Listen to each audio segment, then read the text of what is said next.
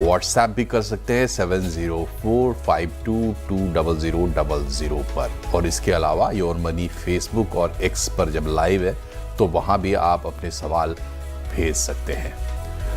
तो आज हम कुछ खास चर्चा करेंगे, फिर व्यूअर्स के हमारे क्वेरीज भी लेंगे और उनसे आप भी सीखेंगे इन्वेस्टमेंट, खासकर म्यूचुअल फंड्स को लेकर आपकी स्ट्रेटजी क्या होनी चाहिए। लेकिन उससे पहले परिचय कराते हैं आपका हमारे गेस्ट से। फिनफिक्स रिसर्च एंड एनालिटिक्स की प्रबलीन वाजपेयी अब आज हमारे साथ हैं। प्रबलीन, बहुत बहुत स्वागत है आपका CNBC आवाज़ पर। इससे पहले कि हम क्वेरीज लेना शुरू करें, आज हमने तय किया है कि जो रिटर्न्स हम देखते हैं उनको देखने के नज़रिए अलग अलग होते हैं और फॉर्मूला भी अलग अलग होता है। CAGR, XIRR और एब्सोल्यूट रिटर्न। तो कब कहाँ कौन सी चीज़ इस्तेमाल होती है ये जानना ज़रूरी है, क्योंकि सामने से कोई भी आपको रिटर्न बताएगा तो वो हर रिटर्न एक जैसा नहीं होता है, अलग अलग उसको कैलकुलेट करने के तरीके होते हैं। तो उसकी बुनियाद क्या है ये समझते हैं। प्रबलीन जी, मुख्य बातें क्या है CAGR, XIRR और एब्सोल्यूट रिटर्न की जब हम बात करते हैं तो? नमस्कार मनोज जी। मेरे ख्याल से रिटर्न्स हम लोगों का सबका फेवरेट जो एरिया होता है वो है जब हम इन्वेस्टमेंट्स करते हैं, क्योंकि हमारा मेरे ख्याल से 90% फोकस उसी पे होता है कि किस इन्वेस्टमेंट से हमें कितना रिटर्न मिला है। हम जब दोस्तों के साथ, फैमिली के साथ बैठते हैं तब भी कंपैरिजन इन्हीं चीजों पे होता है, चाहे प्रॉपर्टी हो, चाहे कोई म्यूचुअल फंड्स और स्टॉक्स हो। सो डेफिनेटली रिटर्न्स पे फोकस होता है। एंड जैसे आपने बोला दैट करेक्ट जो एक मेजर है रिटर्न्स का, वो देखना बहुत जरूरी है कि किस टाइम पीरियड में हम कैसा रिटर्न को एनालाइज करें। सबसे पहले बात करते हैं मनोज जी एब्सोल्यूट रिटर्न्स। एब्सोल्यूट रिटर्न सबसे सिंपल फॉर्मूला है। आपने अपनी बिगनिंग ऑफ इन्वेस्टमेंट का प्राइस लिया और आपने जिस अमाउंट पे उसको सेल किया उसको आप सब्सट्रैक्ट कर देते हैं and divided by the beginning price. तो आपका अगर एक 4,000 रुपए की चीज एक साल बाद, मान लीजिए, या किसी टाइम पीरियड के बाद 5,000 की बनी, तो आपने उस पर 1,000 का मुनाफा कमाया है। और उस आप 1,000 को डिवाइड करेंगे 4,000 से, जो आपका बिगनिंग प्राइस था, और आपका यहाँ पे एब्सोल्यूट रिटर्न बन गया 25%, जो बहुत सिंपल है। यहाँ पे टाइम को हम बिल्कुल भी इसमें कोई मायने नहीं देते हैं कि ये रिटर्न हमने 2 साल में कमाया या 5 साल में या 10 साल में। सो एब्सोल्यूट रिटर्न्स में हमने टाइम एलिमेंट को इग्नोर किया है और सिर्फ हमने बिगनिंग और एंडिंग प्राइस पे यहाँ पे फोकस किया है। बट टाइम एक बहुत इंपॉर्टेंट चीज है मनोज जी, क्योंकि अगर हम रियल एस्टेट की बात करें तो अक्सर हम एब्सोल्यूट रिटर्न्स की बात करते हैं। मान लीजिए किसी ने एक घर लिया था जो 50 लाख का था और 10 साल में उनने 1 करोड़ का बेचा, तो उनका 100% एब्सोल्यूट रिटर्न बन के निकलता है। बट क्योंकि हमने यहाँ टाइम को नजरअंदाज किया है, तो अब हम देखते हैं अगर हम टाइम को इंक्लूड करते हैं तो हमारे रिटर्न्स कैसे बनते हैं। एंड यहाँ पे हमें अब बात करनी है कंपाउंडेड एनुअल ग्रोथ रेट, यानी कि CAGR की। CAGR हमें एक बेटर मेजर है रिटर्न्स का, क्योंकि वो एक हमें तकरीबन एवरेज गणित देता है कि एक आपकी ओवर टाइम पीरियड, हमने जब टाइम को इंक्लूड किया तो आपकी एनुअली लगभग कितनी बढ़त हुई है उस निवेश में। तो यही प्रॉपर्टी जो हमने 50 लाख की खरीदी और 1 करोड़ की बेची, जिसपे हमारा एब्सोल्यूट रिटर्न 10 साल में हम कह रहे हैं कि 100% है, अगर हम CAGR का फॉर्मूला लगाएंगे, सो मनोज जी, ये घट के 7.2% के करीब लगभग आपका CAGR निकल के आता है। एंड 7.2% सुनने में उतना बहुत बढ़िया नहीं लग रहा था जितना हमारा 100% रिटर्न निकल के आ रहा था। बट यही 7.2 को अब हम एक फेयर कंपैरिजन करें तो मान लीजिए हम PPF से कंपेयर कर रहे हैं, तो ऑलमोस्ट सेम रिटर्न्स दिए, बिकॉज हम PPF में भी CAGR को ही लेके चलते हैं। बट अगेन जो कंपाउंडेड रिटर्न होता है, इसमें ज्यादा जो सूटेबल है जिस टाइप के निवेश जिनमें हम CAGR लगाते हैं, वो लमसम इन्वेस्टमेंट्स है। मान लीजिए कि आपने जहाँ पे एक बिगनिंग प्राइस रखा है और एक एंडिंग प्राइस है और बीच में आपके बहुत ज्यादा ट्रांजैक्शंस नहीं हुए, वहां पे एक आपको क्लीन तरीके से CAGR का फिगर निकल के आता है। इसी की एक स्लाइट फर्दर मॉडिफिकेशन क्या है कि हमें कंपाउंडेड रिटर्न तो समझना है, बट हम जब म्यूचुअल फंड्स में निवेश कर रहे हैं या हम कुछ और इन्वेस्टमेंट्स कर रहे हैं, तो हम कई बार डिफरेंट टाइम पीरियड्स पे करते हैं। जैसे हमने SIP डाली, तो 5 साल की SIP में कोई SIP का अमाउंट मान लीजिए आपका 4 साढ़े 4 साल तक पड़ा रहा, कोई SIP का अमाउंट आपका सिर्फ 4 महीने पड़ा रहा। सो डिफरेंट टाइम पीरियड्स पे निवेश हुए हैं, बीच में हमने लमसम भी डाल दिया या कुछ विड्रॉल कर लिया। और उसको समझने के लिए वहां पे जो best ideal way of mechanism या कंपैरिजन है रिटर्न्स का, वो होता है XIRR, जिसको हम कहते हैं extended internal rate of return. यहाँ पे हम हर उस टाइम पीरियड का जो हमने जब एंट्री किया एग्जिट की है उस पे हम फोकस करते हैं, और एक तरीके का आपका कंपाउंडेड रिटर्न ही निकल के आता है। बट हर एक जो आपकी एंट्री पॉइंट है उसका अलग CAGR निकलता है, और वो कंबाइन होके हमें XIRR देता है। तो ये एक और एडवांस्ड मेथड है और एक आइडियल मेथड है जिसपे हमें अपनी म्यूचुअल फंड्स जैसे निवेश की कंपैरिजन करनी चाहिए। सो मनोज जी, हम अक्सर ये दिक्कत देखते हैं कि डिफरेंट इन्वेस्टमेंट्स में या डिफरेंट एसेट क्लासेस में निवेशक डिफरेंट तरीके से उनके रिटर्न्स को गेज करते हैं। तो अगर आप रियल एस्टेट को अगली बार अपनी फिक्स्ड इनकम से या म्यूचुअल फंड से कंपेयर करना चाहें, तो आप सबको XIRR या CAGR के रूप में ही कंपेयर करिएगा। एक चीज के एब्सोल्यूट रिटर्न्स अगर ले रहे हैं तो दूसरी चीज के भी आप फिर एब्सोल्यूट ही लीजिए। और एक साल के बियॉन्ड हम लोग एब्सोल्यूट रिटर्न्स को उतना अच्छा नहीं मानते हैं। बियॉन्ड 1 ईयर हमें टाइम को डेफिनेटली इंक्लूड करते हुए CAGR और XIRR को ही यूज करना चाहिए। ठीक है। अब ये बताइए कि जो एक निवेशक है, जब वो किसी भी प्लेटफॉर्म पर जाता है या जो म्यूचुअल फंड्स में आमतौर पर प्रैक्टिस है, जब वो अपने रिटर्न्स बताते हैं तो वो क्या बताते हैं? CAGR बताते हैं या XIRR बताते हैं? XIRR कम बताते हैं, CAGR बताते हैं, पॉइंट टू पॉइंट बताते हैं। मनोज जी, मान लीजिए यहाँ पे आपने अच्छा किया एक क्वेश्चन उठाया, बिकॉज मान लीजिए हमने निवेश किया और हम देख रहे हैं, हम करना चाहते हैं निवेश मान लीजिए किसी स्कीम में, और हम ये देखते हैं कि 5 साल का क्या रिटर्न है उस स्कीम का, बिकॉज 5 ईयर्स हम लोग मानते हैं एक अच्छा टाइम पीरियड है। 5 ईयर्स में उस स्कीम का हमें ट्रेलिंग रिटर्न दिखाया जाता है। यानी कि मान लीजिए मैंने आज 4 जून को आपका उठाया, चेक किया, और मैंने चेक किया कि 5 साल पहले यानी कि 4 जून 2020 में अगर मैंने निवेश किया हो तो इस 5 ईयर्स मेरा कैसा रिटर्न रहा।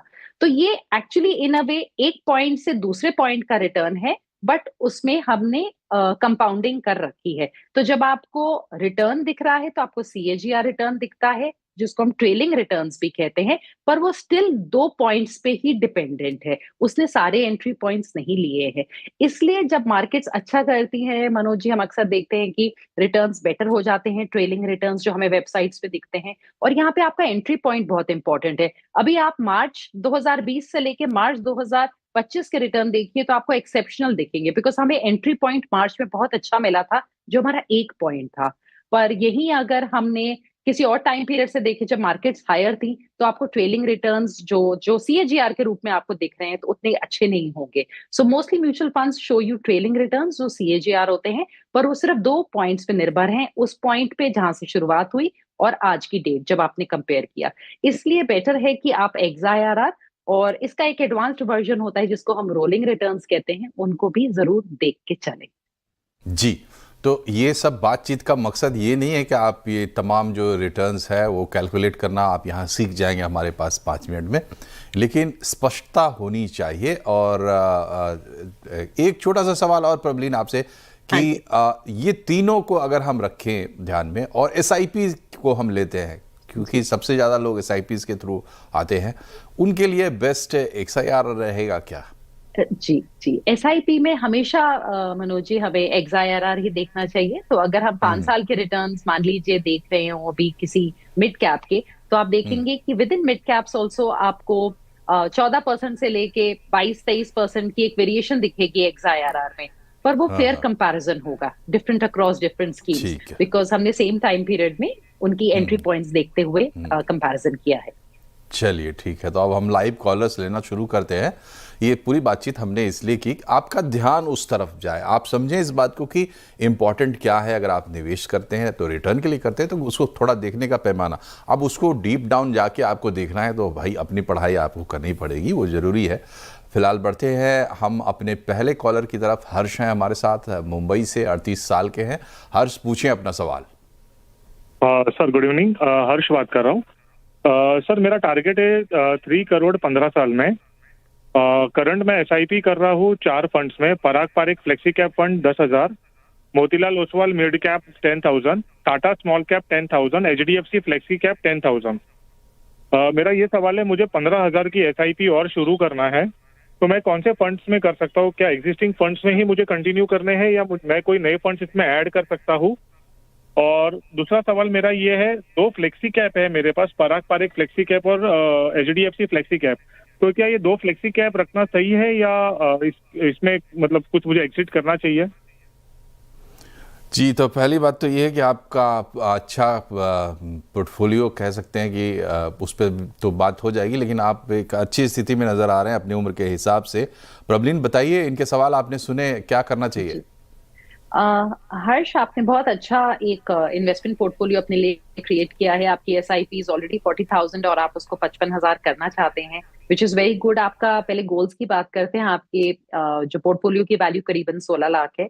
अगर हम आपके SIPs को और आपके करंट लमसम को इंक्लूड करके चलें तो आप अराउंड 3.5 3.6 करोड़ बना लेंगे इन द नेक्स्ट 15 ईयर्स। तो आपका टारगेट आराम से अचीव हो जाएगा। सो इनफैक्ट पोस्ट टैक्स भी you will be able to achieve your corpus. But मैं डेफिनेटली आपको पुश करूंगी कि आप इसके ऊपर भी थोड़ा सा आप और एडिशनल स्टेप अप SIP जरूर करते रहिएगा, क्योंकि वक्त के साथ जो हमारे पैसे की कीमत है घटती है। 15 साल बाद वही जो 3 करोड़ का आप लक्ष्य लेके चल रहे हैं वो आज के 1.2 करोड़ के बराबर रह जाएगा। तो आप स्टेप अप जरूर करिएगा। और अगर आप स्टेप अप करते हैं 10% का भी, तो आप ऑलमोस्ट 5.5 करोड़ का कॉर्पस जुटा पाएंगे इस 15 ईयर्स में। सो इस टाइम पीरियड को आप जरूर यूज करना टू इंक्रीज योर SIP और थोड़ा ज्यादा हर साल। अच्छा, जो आपका क्वेश्चन है रिगार्डिंग आपके पोर्टफोलियो, वो बहुत रेलेवेंट है बिकॉज आपके 2 फ्लेक्सी कैप्स हैं और इनका लगभग जो ओवरलैप है 30-33% के बीच में है, and both are very good. तो हम यहाँ पे ये अप्रोच ले सकते हैं कि हम मानते हैं कि आपने फ्लेक्सी कैप और लार्ज कैप का काम आपके ये दोनों फ्लेक्सी कैप्स ही कर देंगे। So you can continue with both. आपके पास एक मिड कैप है, साथ में एक स्मॉल कैप है। बट 2 कैटेगरीज हैं जो मुझे लगता है अभी शायद एकदम जरूरत नहीं है, बट गोइंग फॉरवर्ड जब आपको सही लगता है आप ऐड कर सकते हैं। नंबर 1 बीइंग कि आप एक निफ्टी का लार्ज मिड 250 इंडेक्स फंड उठा सकते हैं। सो वो आपको 50% मिश्रण देगा लार्ज कैप पैसिव इन्वेस्टिंग का और 50% देगा मिड कैप पैसिव इन्वेस्टिंग का। एंड आपका 15 ईयर्स का पोर्टफोलियो, और मुझे लगता है कि जैसे जैसे लंबा टाइम का पोर्टफोलियो है, पैसिव्स का रेलेवेंस इंक्रीज हो रहा है। आप इस अपने पोर्टफोलियो को थोड़ा सा एक कवरिंग दे सकते हैं along with a large mid 250 index fund. And given कि अब हम सॉवरेन गोल्ड बॉन्ड्स ज्यादा मतलब नए इशू नहीं हो रहे हैं, and diversification point of view से, और जो हमारे आजू बाजू सब जियोपॉलिटिकल इतनी सारी चीजें हो रही है, मुझे लगता है कि एक 5,000 तक का आप एलोकेशन गोल्ड के SIP में कर सकते हैं with a 15 year view. So these are the 2 categories जो मेरे को रेलेवेंट लग रही हैं। पर आप इनको अभी नहीं, आप नेक्स्ट टाइम जब बढ़ाएंगे तब आप इसमें एडिशन कर सकते हैं इन 2 में। Otherwise your portfolio is good. जी, तो एक अच्छा पोर्टफोलियो जब सामने आता है तो उस पर बातचीत जो होती है उसमें काफ़ी अच्छी बातें निकल कर सामने आती है। नोट करिए उसको। आगे हम बढ़ते हैं दूसरे कॉलर की तरफ। हरजिंद्र हैं पंजाब से, उम्र है 43 साल की, 8,500 रुपये की SIP कर रहे हैं। अभी 1,48,000 1.5 लाख के करीब का पोर्टफोलियो है और सालाना 10% स्टार्टअप की भी बात करें। तो अब सुनते हैं कि सवाल क्या है इनका। बताएं Harjinder. Good evening sir. Hello जी, आप क्या जानना समझना क्या चाहते हैं अपने पोर्टफोलियो? सर, मेरा ऑलरेडी 3 फंड में SIP चल रहा है। मैं अभी अपनी 8.5 से बढ़ाकर 12,000 तक करना चाहता हूँ सर। तो मेरा सवाल ये था कि क्या मैं इन 3 फंड में ही बना रहूं या मुझे कोई एक और फंड ले लेना चाहिए? और 20 ईयर तक मेरा करने का प्लान है सर। तो 20 ईयर तक मेरा कितना अमाउंट मैं ठीक है, आपका कोई लक्ष्य है, कोई अमाउंट या कोई मकसद? नहीं, फिलहाल कोई ऐसा खास नहीं है सर। बस 20 ईयर तक इन्वेस्टमेंट करना है। अगर कोई मैं स्टेप अप करना चाहता हूँ, और अगर आप एडवाइस कर देंगे कि अगर कोई और फंड लेना है या इन्हीं 3 में मैं बढ़ा दूं SIP अपनी। ठीक है, प्रबलीन आप बताएं इनके लिए क्या सलाह रहेगी? हाँ जी हरजिंदर जी, आपका जो 8.5 है दैट्स गुड कि आप उसको बढ़ाना चाहते हैं। आपका होराइजन बहुत ही अच्छा है, 20 इयर्स का टाइम पीरियड है। 20 इयर्स में आपको बहुत ही अमेजिंग कंपाउंडिंग मिल सकती है, स्पेशली विद स्टेप अप अगर आप करते रहेंगे। अगर अभी करंट SIP के साथ भी आप अपना 10% का स्टेप अप करेंगे तो आप 1.7 करोड़ तक पहुंच जाएंगे। सो अगर आप इसको और थोड़ा आगे बढ़ाने वाले हैं, यानी कि आप 12,000 कर देंगे, तो डेफिनेटली आप 2 करोड़ का कॉर्पस क्रॉस कर जाएंगे easily with a step up.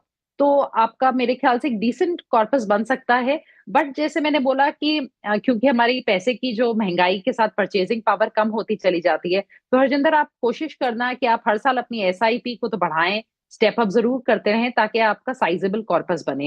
And ideally अगर आप इसको किसी गोल के साथ लिंक कर सकते हैं, मतलब जैसे आप अपनी रिटायरमेंट प्लानिंग प्रॉपर्ली करें कि आपका मंथली खर्चा कितना है, आपका टारगेट अमाउंट है कितना, तो वो और अच्छा रहेगा। या आप अपने बच्चों की पढ़ाई के लिए जो भी आपका गोल है, तो आपका ना टारगेट कॉर्पस अगर आपके पास हो based on your financial planning, तो और बढ़िया हो जाएगी आपकी ओवरऑल स्ट्रैटेजी।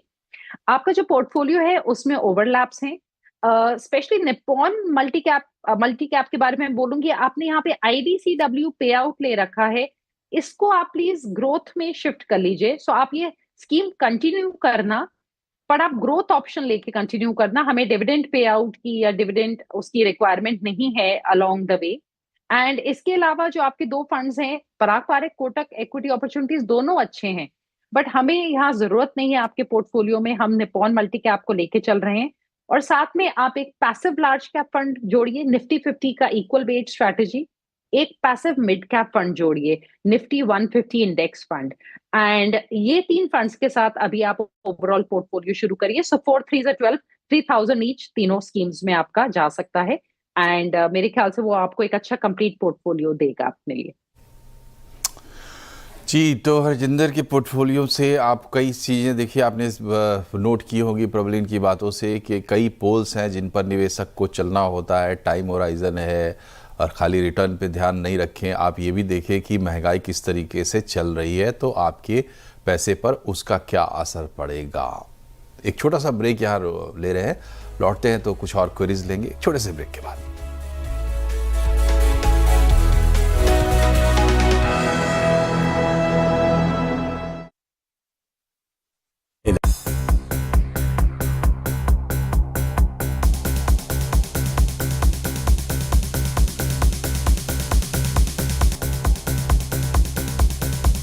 आपकी फेवरेट हुंडई कार्स पर मिल रही है अमेजिंग डील्स। वैसे लोगे तो आप हुंडई ही, चाहे दिल की सुनो या डील्स की, तो जल्दी चले आओ हुंडई शोरूम। मार्केट के आखिरी 1.5 घंटे का सारा एक्शन। 24,000 पर आपका 200 day simple moving average press है। ऐसा नहीं होगा कि 300 पॉइंट की डिप देके वापस मार्केट ऊपर आएगा। क्लोजिंग बेल बजने से पहले कीजिए जबरदस्त कमाई। 5वां ट्रेडिंग सेशन जो बाजार में इतनी अच्छी रौनक हमें देखने को मिल रही है। निफ्टी बैंक वो जो डिफरेंशियल है बिकॉज ऑफ आईटी परसिस्ट करता है। जाने माने एक्सपर्ट्स के साथ मेरा समझना है कि स्टॉक बिल्कुल तैयार है अपने 200 डे मूविंग एवरेज को टेस्ट करने के लिए। देखिए कमाई का अड्डा। बाजार शुरू होने से पहले कीजिए मुनाफे की तैयारी। बैंक निफ्टी का सबसे स्ट्रॉन्ग काउंटर है ये, और मुझे लग रहा है इस हफ्ते 52 वीक हाई क्रॉस होने के चांसेस काफी हाई हैं। जानिए सेंसेक्स और निफ्टी की कैसी होगी चाल। ऑलमोस्ट 1000 पॉइंट की रैली पिछले 5 ट्रेडिंग सेशंस में। और कौन से स्टॉक्स आपको बनाएंगे मालामाल। 349 के आसपास 2385 का आपको स्टॉप लॉस लगाना है। टारगेट सेट करेंगे 3275 बस। देखिए मुनाफे की तैयारी सिर्फ CNBC आवाज पर। Positionally bank Nifty is much better. Bank Nifty में ज्यादा कॉन्फिडेंस है अभी भी। अपने पहले ट्रेड से बनाइए अपनी हर मॉर्निंग को रॉकिंग। आज कैपिटल गुड स्पेस बहुत स्ट्रांगली कंट्रीब्यूट करता हुआ मार्केट के सबसे अनुभवी और भरोसेमंद एक्सपर्ट्स के साथ स्टॉप लॉस रख के ऑलमोस्ट 0.5% रिस्क। तो यहाँ पे खरीदारी की सलाह रहेगी। आज थोड़ा डिफेंसिव प्ले रहेगा। बुल या बियर के फियर फैक्टर को कहिए गुड बाय। मुझे हैरानी नहीं होगी अगर आप इवन ऑल टाइम हाई की तरफ भी बढ़े तो बैंक निफ्टी पर। पहला सौदा CNBC आवाज पर। एक धमाकेदार लाइव शो। आज अब नोएडा, ठाणे और लखनऊ जाना है। महिलाओं की निवेश से जुड़ी हर क्वेरी का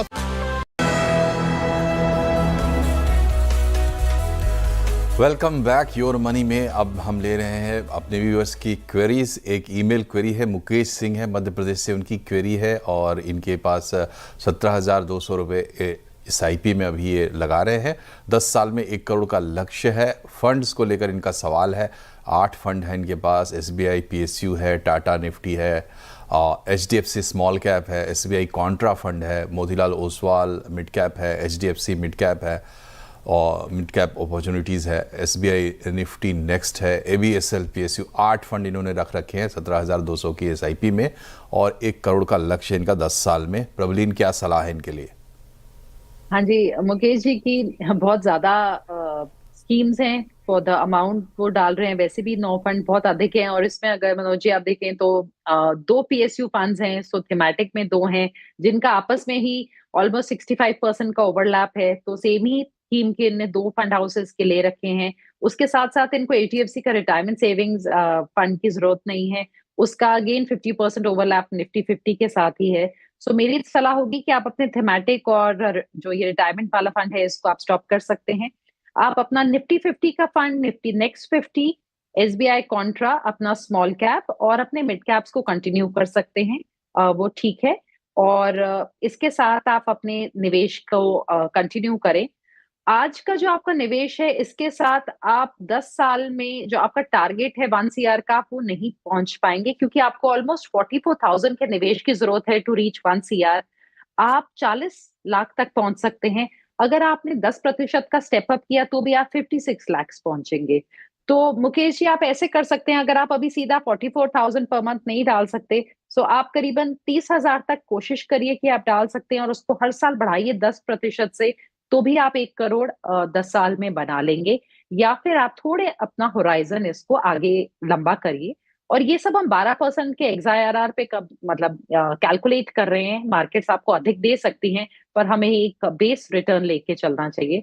तो आपको थोड़ा सा यहाँ पे SIP इंक्रीज या फिर अपना होराइजन को स्ट्रेच करने की रिक्वायरमेंट है, एंड स्कीम्स को आपको घटाने की रिक्वायरमेंट है सेकेंडली।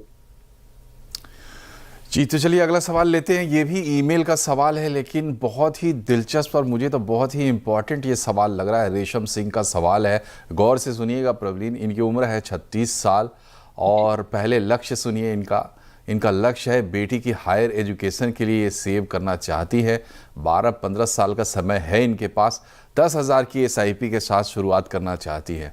मुझे लगता है कि हिंदुस्तान में लाखों घर में लाखों गृहिणियाँ ये सोचती हैं कि वो करें, तो उनको इंस्पायर करने के लिए भी आपका ये जवाब होना चाहिए। 10,000 रुपये को ये कैसे प्लेस करें और ये अपना लक्ष्य कैसे हासिल करें? बच्चों की एजुकेशन तो मनोज जी मेरे ख्याल से one of the most important financial goals है, जो हम भी देखते हैं अपने निवेशकों के लिए। जो retirement and education, I think 2 primary चीजें। और बहुत अच्छा लगता है देख के कि मैरिज का कॉर्पस और उसकी गोल प्लानिंग थोड़ी सी अब कम हुई है। सो विद 10,000 SIP अगर करेंगे और 12% का आपको रिटर्न मिलेगा, तो आप 12 साल में करीबन 32 लाख तक जमा कर सकते हैं। अगर आपने 15 साल तक कंटिन्यू किया तो आप 50 लाख जमा कर लेंगे। पर एजुकेशन इन्फ्लेशन इंडिया में बहुत ज्यादा है, 10 से 12% है। तो मेरी यहाँ पे राय होगी कि आप हर साल अपना स्टेप अप जरूर करिएगा 10 से 15% का। अगर 10% का भी आपने स्टेप अप किया तो आप 12 साल में 48-49 लाख बना लेंगे।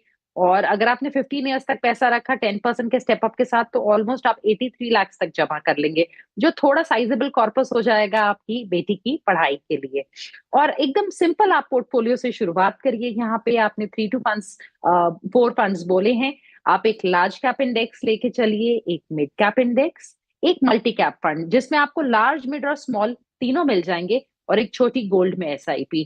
तो ये 4 फंड्स के साथ आप अपने निवेश की शुरुआत कीजिए। एंड आई थिंक आप एक धीरे धीरे करके बीच में जब भी आपके पास कुछ अधिक पैसा हो तो आप उसमें थोड़ा थोड़ा लमसम भी ऐड करते रहिए, ताकि एक साइजेबल कॉर्पस बन जाए आपकी बच्ची की पढ़ाई के लिए। जी, और जब हम बताएंगे टॉप 4 फंड्स प्रवीण वाजपेयी के चॉइसेस, तो उसमें भी आपको ये बात समझ में आएगी कि अगर शुरुआत करनी है तो कहाँ से कर सकते हैं। लेकिन इनके लिए एक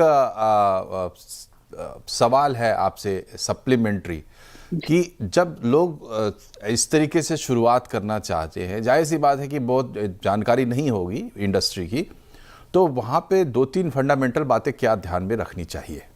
जी Manoj ji, the good part with passive investing या इंडेक्स फंड्स है कि वहां पे आपको बहुत ज्यादा छांटना नहीं है। तो अगर आपको जैसे पैसिव फंड उठाना है तो आप किसी भी अच्छे फंड हाउस, जो क्रेडिबल फंड हाउस है, आपने HDFC, SBI, ICICI, जो थोड़े बड़े फंड हाउस है, इन्हें पहुंच, जिनका AUM थोड़ा अच्छा हो पैसिव फंड में, आप उनके साथ शुरुआत कर सकते हैं। कोटक, इस टाइप के फंड हाउसेस पैसिव के लिए। जहां पे एक्टिव फंड्स हो गए, वहां पे भी मैं बोलूंगी थोड़ा इनिशियली आप एक्सपेरिमेंटल कम होते हुए, जिनका थोड़ा आपको ट्रैक रिकॉर्ड दिख रहा हो, ताकि आपको उस स्कीम के उतार चढ़ाव दोनों पता हो।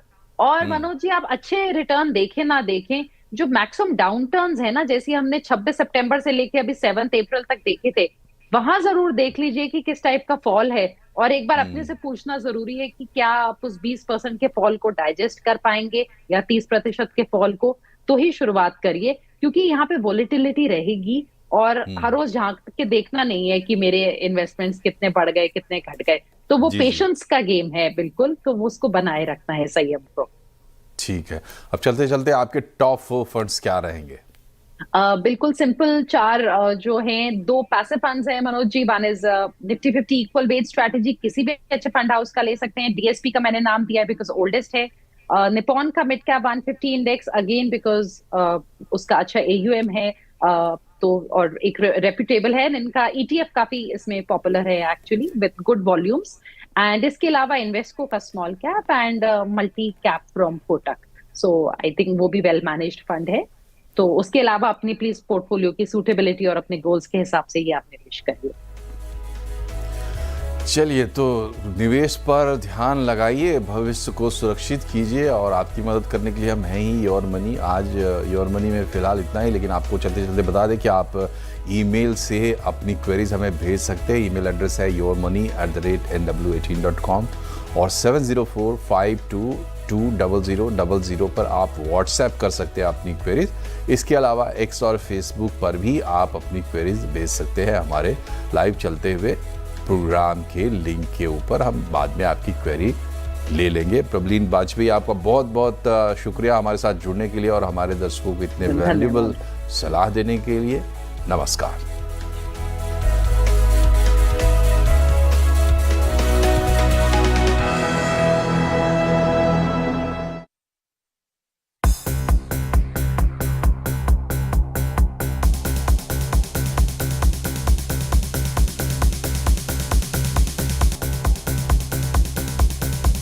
आपकी फेवरेट हुंडई कार्स पर मिल रही है अमेजिंग डील्स। वैसे लोगे तो आप हुंडई ही, चाहे दिल की सुनो या डील्स की, तो जल्दी चले आओ हुंडई शोरूम।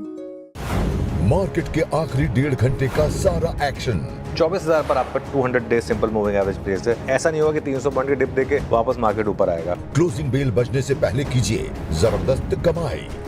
5वां ट्रेडिंग सेशन जो बाजार में इतनी अच्छी रौनक हमें देखने को मिल रही है। निफ्टी बैंक वो जो डिफरेंशियल है बिकॉज ऑफ आईटी परसिस्ट करता है। जाने माने एक्सपर्ट्स के साथ मेरा समझना है कि स्टॉक बिल्कुल तैयार है अपने 200 डे मूविंग एवरेज को टेस्ट करने के लिए। देखिए कमाई का अड्डा।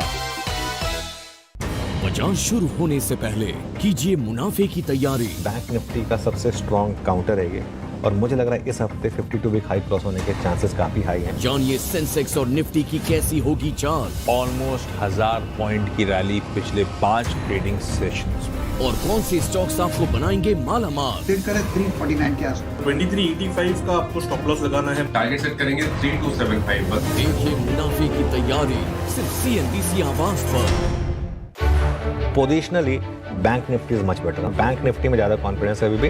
अपने पहले ट्रेड से बनाइए अपनी हर मॉर्निंग को रॉकिंग। आज कैपिटल गुड स्पेस बहुत स्ट्रांगली कंट्रीब्यूट करता हुआ मार्केट के सबसे अनुभवी और भरोसेमंद एक्सपर्ट के साथ स्टॉप लॉस रखिए